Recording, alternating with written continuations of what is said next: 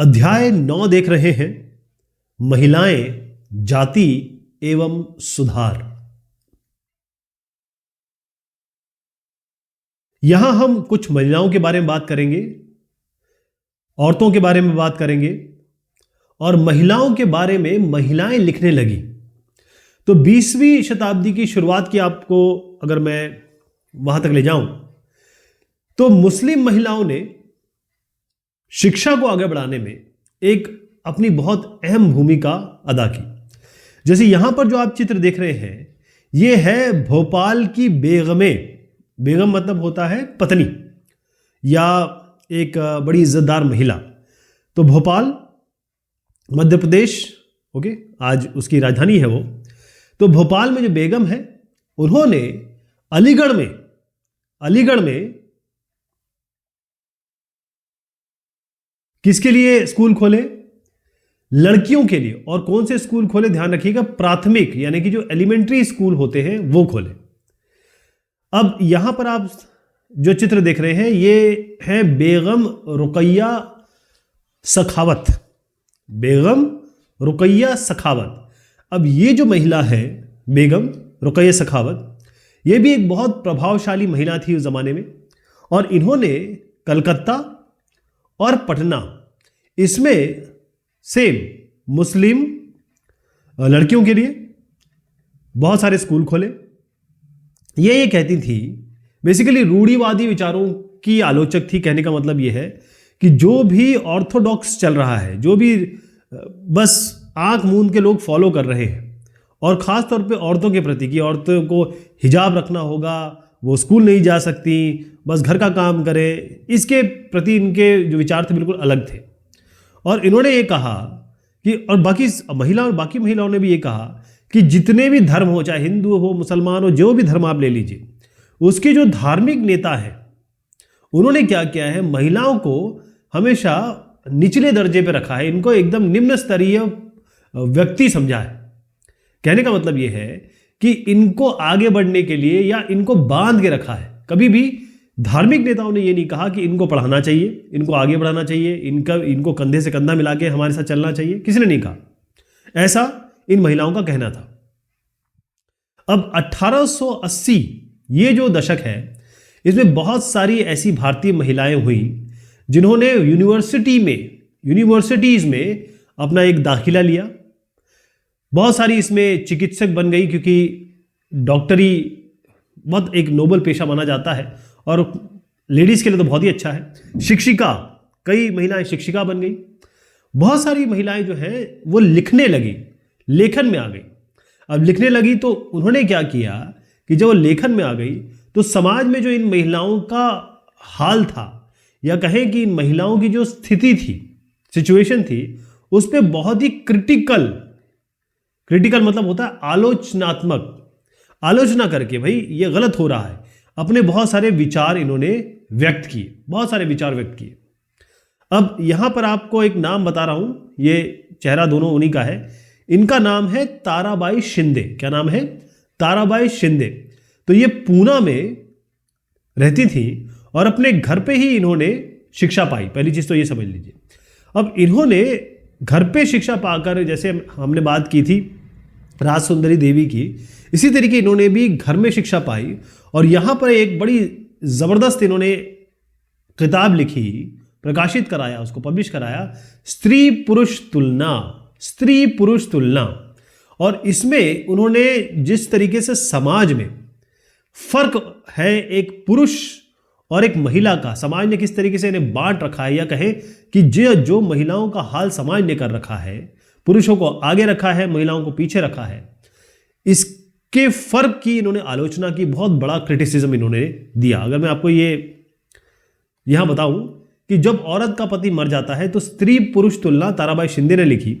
उन्होंने ये कहा कि भाई तुम तो उन्हें मार देते हो, हाँ, सती बना देते हो, क्या औरत की जिंदगी उसको प्यारी नहीं होती?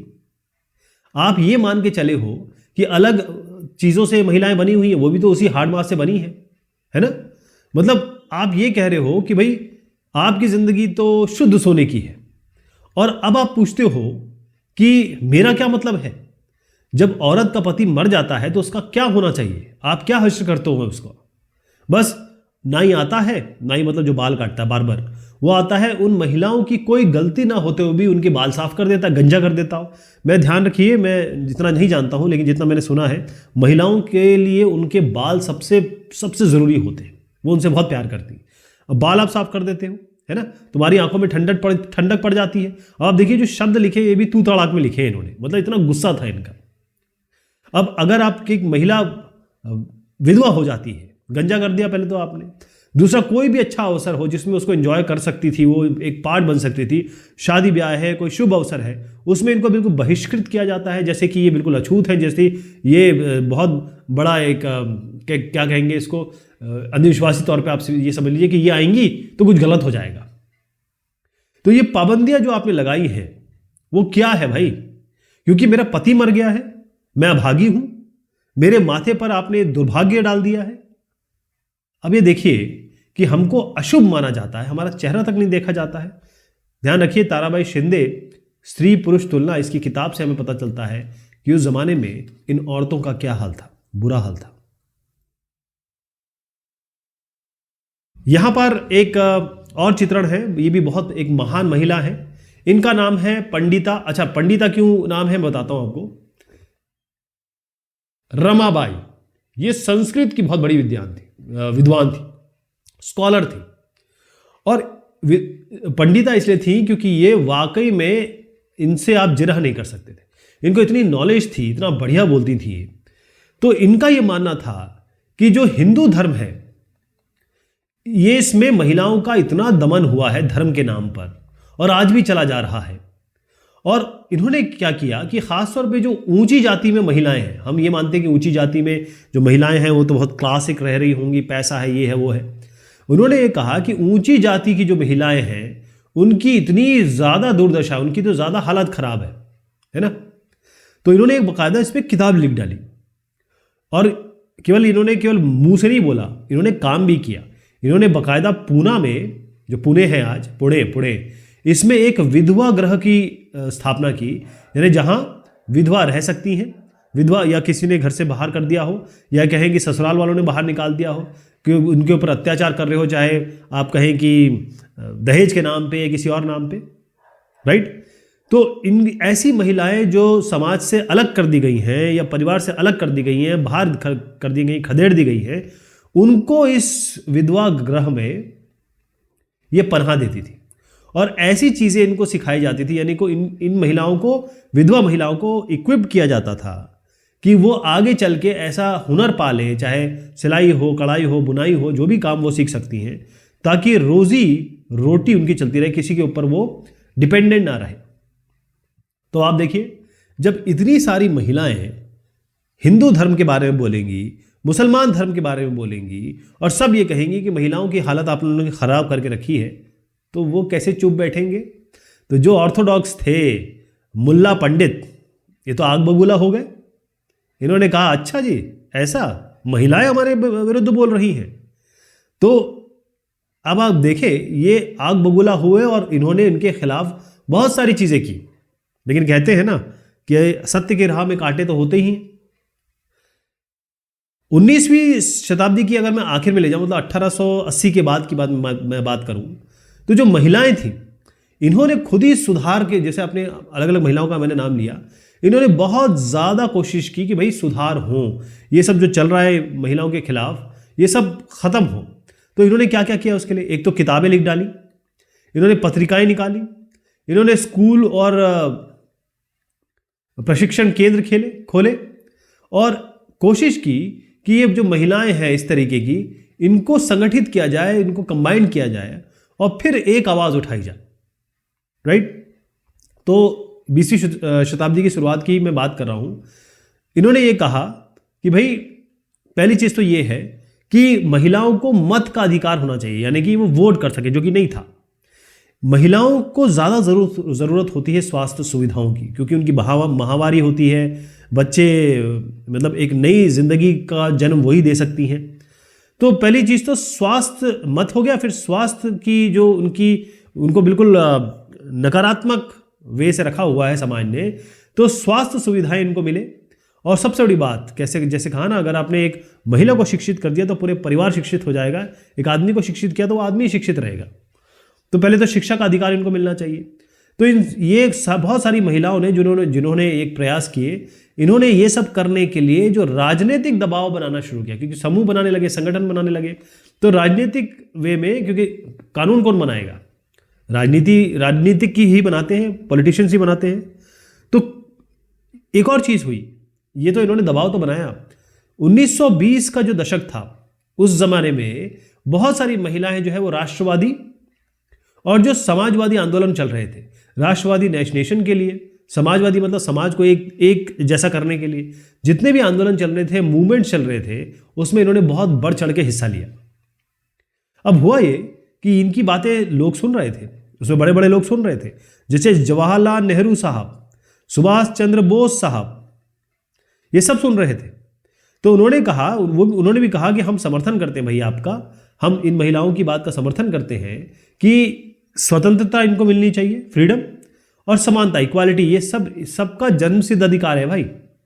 तो इन्होंने राष्ट्रीय नेताएं जो थे, नेहरू हो गए, बोस साहब, और भी नेता जो थे, जो परचम लिए बिल्कुल आगे खड़े थे हमारे, जिन्होंने बहुत ज़बरदस्त काम किया है हमें आज़ादी दिलाने के लिए, इन्होंने इन सब बातों पे ध्यान दिया और इन महिलाओं को आश्वासन दिया कि ठीक है, एक बार हम जीत जाएं, एक बार हमको स्वतंत्रता मिल जाए, देश को स्वतंत्रता मिल जाए, तो आपकी स्वतंत्रता और आपकी समानता के लिए हम ज़रूर कोशिश करेंगे और वोट डालने का अधिकार आपको मिलेगा, सारी चीज़ें मिलेंगी।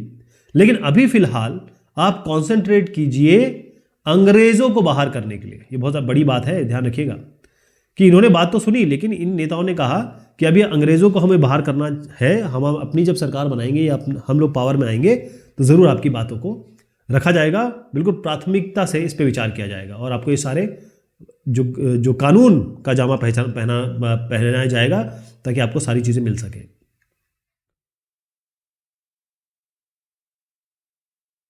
अब हम आते हैं जाति और समाज सुधार। अभी तक हमने बात की महिलाओं की, समाज और जाति, क्योंकि हम जानते हैं समाज जातियों में विभाजित था, खास तौर पे जो ब्राह्मणवादी व्यवस्था थी जो जमानों से चली आ रही थी एंशिएंट टाइम्स में। तो समाज सुधारकों ने यह कहा कि भाई जो कास्ट सिस्टम है, यानी ब्राह्मण, क्षत्रिय, वैश्य, शूद्र और अति शूद्र, ये जो व्यवस्था है ये हम नहीं मानते इसको, मतलब हम इसके विरोधी हैं, हम इसको सही नहीं मानते। ये जो रॉय साहब हैं, राजा राम मोहन रॉय, इनको एक बार और देख लीजिए, बहुत बड़ा नाम है। इन साहब ने भी जो जाति व्यवस्था है उसकी आलोचना करने वाला एक पुराना बौद्ध ग्रंथ था। एक बौद्ध एक धर्म है ना, आपको याद होगा सिद्धार्थ बौद्ध। तो बौद्ध धर्म का एक ग्रंथ था और इसका इन्होंने अनुवाद किया था। अब जब आप किसी चीज का जाति व्यवस्था की आलोचना इसमें हो रही है, क्योंकि बौद्ध धर्म में कोई जाति व्यवस्था नहीं होती, जैसे इस्लाम धर्म में कोई जाति व्यवस्था नहीं होती, सब बराबर होते हैं, सब एक साथ खड़े होकर नमाज पढ़ते हैं। ऐसी बौद्ध धर्म में कोई छोटा नहीं कोई बड़ा नहीं। तो बहुत सारी चीजें इन्होंने की।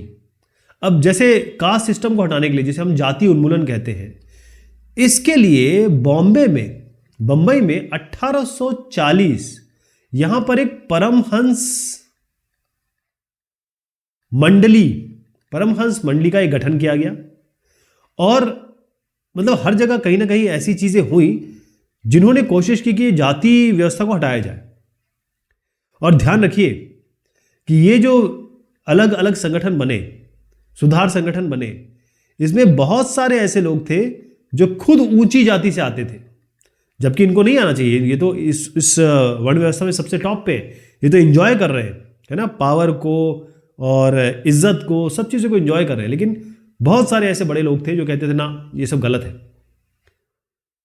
अब कई लोग ये थे कि भाई ये जो कास्ट सिस्टम में खासतौर पे जो शूद्र और अति शूद्र, यानी जो निचली जाति और जिसका हम अछूत जाति कहते हैं, उनके साथ जो बहुत जबरदस्त अन्याय हो रहा है, पूरा समाज कर रहा है, उसके विरुद्ध थे। कई लोग इसके विरुद्ध थे। तो 19वीं सदी में यह हुआ कि जो ईसाई प्रचारक थे, यानी जो मिशनरीज थे, इन्होंने क्या किया, खासतौर पे जो जनजाति यानी कि आदिवासी समुदाय थे और जो निचली जाति के लोग थे, उनके लिए स्कूल खोलने का प्रयास किया कि चलिए भाई इनको पढ़ाया लिखाया जाए, क्योंकि सामाजिक व्यवस्था में तो इनको पढ़ाया लिखाया नहीं जा रहा है। बहुत सारे ऐसे गरीब लोग थे, बहुत सारे ऐसे गरीब लोग थे, उसी समय की मैं बात कर रहा हूं, जो शहर जा रहे थे। शहर इसलिए जा रहे थे कि भाई उनको नौकरियां चाहिए, अब घर तो चलाना है, बच्चों का पेट तो पालना है। क्योंकि हो ये रहा था कि जैसे नए नए शहर बस रहे थे, इन शहरों में कारखाने लग रहे थे, और क्योंकि शहर बस रहे तो नगर पालिका का काम होगा, नगर पालिका के क्या क्या काम होते हैं, तो यहाँ पर इनको नौकरियां मिल रही थी। तो उसके लिए कई सारे गरीब लोग जो खास तौर पे शूद्र, अतिशूद्र और निचली जाति से आते थे, वो यहाँ जाने लगे। अब यहाँ पर ये जो मैं आपको बात कर रहा हूँ, यहाँ हमने परमहंस मंडली बताया। आप देखिए ये साहब है, परमहंस मंडली, मतलब ये साहब नहीं, ये उस मंडली के जो संस्थापक लोगों में से है। यहाँ पर आप देख रहे हैं कि बहुत ही कम उम्र में शादी कर दी जाती थी। यहाँ पर एक लड़की है, महिला कहना तो बहुत गलत होगा, ये लड़की है, 8 साल की दुल्हन है ये। अब आप देखें 8 साल की दुल्हन, और दूल्हा भी कोई बड़ा तो है नहीं। तो ये सब देखा गया, और उसके बाद 1929, ये ध्यान रखना है आपको, अगर आप कंपटीशन की तैयारी कर रहे हैं तो 1929 में ये जो बाल विवाह हो रहा है, इसके विरुद्ध कानून पारित किया गया। और फिर ये कहा गया कि 18 साल का लड़का होगा, 16 साल की लड़की होगी, तभी शादी होगी। मैं फिर से बता देता हूँ, ये सब जो चल रहा था ना, बच्चों की शादी कर दी जाती थी, तो 1929 में ये हुआ कि एक उम्र तय कर दी गई, लड़के के लिए 18 साल और लड़की के लिए 16 साल। फिर उसके बाद ये आगे बढ़ा के 21 साल लड़के के लिए और 18 साल लड़की के लिए कर दी गई। तो जैसे मैं बता रहा था कि बहुत सारे शूद्र, अतिशूद्र या जो निम्न जाति के हैं, वो सब निकलने लगे, शहरों से निकलने लगे। क्योंकि शहर में क्या हो रहा था, अब शहर में बहुत सारे काम हो रहे थे। एक तो नालियां बन रही थी, एक सड़क बन रही थी, इमारतें बन रही थी, और शहरों को साफ भी करना था। और इसमें कूलियों की जरूरत पड़ती थी, मतलब सामान उठाने के लिए खुदाई करने वालों की जरूरत पड़ रही थी, और बोझा ढोने वालों की जरूरत पड़ रही थी जो सामान उठाए, ईंट उठाने वालों की जरूरत पड़ रही थी, ईंट बनाने वालों की जरूरत पड़ रही थी, नालियां साफ करने वाले लोगों की जरूरत पड़ रही थी। ऐसे ही आप देखें तो जो सफाई कर्मी है उनकी जरूरत पड़ रही थी। पालकी ढोना, मतलब एक पालकी जिसमें औरत या आदमी बैठते हैं, बड़े लोग बैठते हैं, उसको ढोने के लोग चाहिए थे। रिक्शा चलने लगे थे तो रिक्शा वाले चाहिए थे। ऐसे बहुत सारे काम थे जिसके लिए लोग चाहिए थे। तो इसीलिए ये जो श्रम आया, ये जो लेबर आया, वो कहाँ से आया? वो वही गरीब मजदूर थे जो अपने गांवों से शहरों में आए। और शहर में आने वाले बहुत सारे जितने भी मैंने बताया, वो लोग निम्न जाति के थे, जिसको हम कास्ट सिस्टम में सबसे नीचे मानते थे।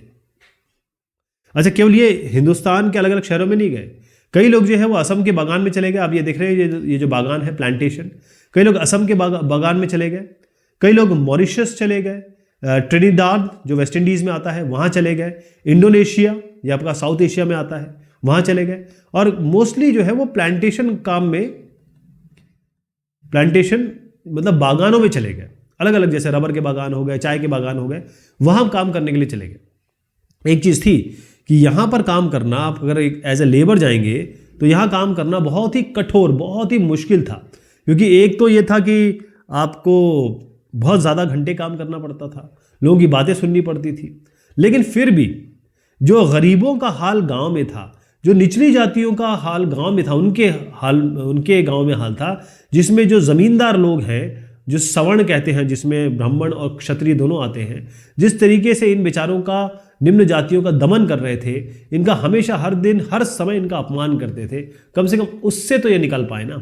आज जो आप देखेंगे ट्रिनिडाद टोबैगो में, इंडोनेशिया में, मॉरिशस में, आपको केवल हिंदुस्तानी मिलेंगे, मोस्टली हिंदुस्तानी मिलेंगे।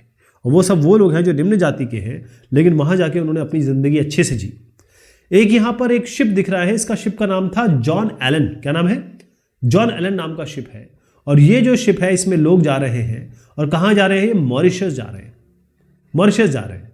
और जैसे मैंने कहा, बहुत सारे जो है, अगर आप वेस्ट इंडीज़ की टीम देखेंगे तो आप क्या देखते हैं? राम नरेश श्रवण, है ना, राम नरेश श्रवण, और अभी मुझे नाम याद नहीं आ रहे, ऐसे बहुत सारे नाम है वहाँ पर, और जो सारे के सारे हिंदुस्तानी हैं, बेसिकली वो है ही हिंदुस्तानी, यहाँ से ही गए थे और फिर वहाँ जाके वो सेटल हो गए। बिशु बिशु बिशु भी एक नाम है। यहां पर देखिएगा जूते कौन बना सकता है और कक्षा में जगह नहीं, इसको मैं जरूर बताना चाहूंगा आपको, इससे पहले कि हम यहां पर समानता और न्याय की मांग पे जाएं। अब आप देखिए कि जो छोटे काम थे वो कौन कर सकता था, बड़े लोग तो करेंगे नहीं, उसको छुएंगे भी नहीं, है ना। तो छोटे काम कौन कर रहा था, जैसे जानवर मर जाते थे, ठीक है। अभी आप देखिएगा ये चमड़ा का काम कर रहे हैं, इनका नाम जूते बनाते हुए मदिगा समुदाय है। आंध्र प्रदेश की बात मैं कर रहा हूं, मदिगा समुदाय, याद रखिएगा मदिगा समुदाय कहां है, आंध्र प्रदेश। ये चमड़ों का काम करते थे, जैसे अगर कोई पशु मर गया उसको उठाने का काम इनका है, गंदा और दूषित, क्योंकि कोई अब अगर कोई पशु मर जाता है, सड़ जाता है, गंदा हो जाता है, उसको कौन उठाएगा, बेचारे ये उठाते थे। और उसके बाद ये लाके अपना चमड़ा बनाते थे। लेकिन इनकी वाहवाही कब हुई, जब द्वितीय विश्व युद्ध, प्रथम विश्व युद्ध हुआ, पहला विश्व युद्ध जैसे ही हुआ, फर्स्ट वर्ल्ड वॉर, इसमें जूतों की मांग बढ़ गई। अब जूते की मांग जूता कौन बनाता था, वो नहीं कि चाहे आप उनको निम्न जाति का कहें, चमड़ा का काम करते हो, मोची का काम करते हो, लेकिन मांग तो आई भाई। तो उसके बाद इनकी इतनी मांग बढ़ी कि इन्होंने अपनी अच्छी खासी कीमत मांगी कि भाई हम जूता तो बनाएंगे लेकिन हमको इतनी कीमत चाहिए, और उसके बाद इनको काफ़ी लाभ हुआ। तो आप देखिएगा ये जो मदिगा जाति है, ये आंध्र प्रदेश में एक अछूत जाति रही है। काम यही है कि भाई जो पशु मर गए, चाहे कुत्ता हो बिल्ली हो, जो भी मरे, उसको इसको उठाना है, साफ करना है, चमड़ा तैयार करना है अगर वो गाय और भैंस हो, और चप्पल जूते बनाने हैं। लेकिन इसमें माहिर थे ये लोग। देखिए इसमें जैसे मैंने आपको बताया, इसके अलावा भी कई सारी नौकरियां आ रही थी, जो हमने नौकरियां बताई ना अभी आपको, ये सारी नौकरियां, इसके अलावा भी नौकरियां आ रही थी। अब सेना में भी नौकरी थी, सेना में भी नौकरी थी।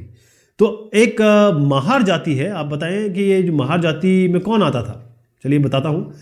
इसमें हमारे भीमराव अंबेडकर साहब जो हैं वो इसी जाति से आते थे। ये अछूत मानी जाती थी, ये जो थी जाति अछूत मानी जाती थी। तो बाकायदा अंग्रेजों ने क्या किया, सेना में भर्ती इनको करना शुरू किया, और एक महार रेजिमेंट बनाई, और इसमें इनको भर्ती किया। किनको, ये जो महार लोगों को इस रेजिमेंट में भर्ती किया। अगर आपको मैं बताऊं कि जो B.R. अंबेडकर साहब है, जो महार जाति से ही आते थे, उनके पिता जो थे, B.R. अंबेडकर साहब के जो पिता थे, वो ऐसे ही एक सैनिक स्कूल में टीचर थे। क्या थे, पढ़ाते थे। कभी कभी पूछा जाता है कि B.R. अंबेडकर साहब के पिताजी क्या करते थे, तो वो सैनिक स्कूल में पढ़ाते थे। यहां पर एक और चित्रण है, यहां पर ये देखिए, गुजरात में दुबला समुदाय है। ये जो दुबला समुदाय का काम ही ये था कि जो भी सवर्ण जमींदार है, मतलब ब्राह्मण और क्षत्रिय खासतौर पे, उनके पास मजदूरी करते थे, उनका खेत संभालते थे, छोटे मोटे काम, उनके घर के सारे काम वो करते थे। और कई जगह हमने यहाँ देखा कि जो बॉम्बे प्रेसिडेंसी थी उसमें 1829 यहाँ पर जो सरकारी स्कूल थे, इसमें जो बच्चे हैं जिसको हम छोटी जाति माना जाता था, वहां पर इनको एंटर नहीं करने दिया जाता था। जैसे ये स्कूल है, ये स्कूल का कमरा है, तो ये बेचारे बरामदे में, जो बाहर का बरामदा है ना, यहां बैठते थे। मतलब ये यहां पर आ भी नहीं सकते थे। ये अंदर तो सवर्ण बैठते थे, ये बाहर बैठते थे, क्योंकि अगर ये अंदर आ जाएंगे तो माना जाता था कि ये स्कूल को, कमरे को गंदा कर देंगे। अब सोचिए कि ऊंची जाति यहां पढ़ रही है, जो बेचारी जाति है, निम्न जाति, वो बाहर बैठी हुई है। ना उनके हैंडपंप से पानी पी सकती थी, ना कुछ कर सकती थी, क्योंकि पानी का भी तो नल यही लगा होगा ना। ये लोग यहां पानी भी नहीं पी सकते थे, ऐसे हालात थे।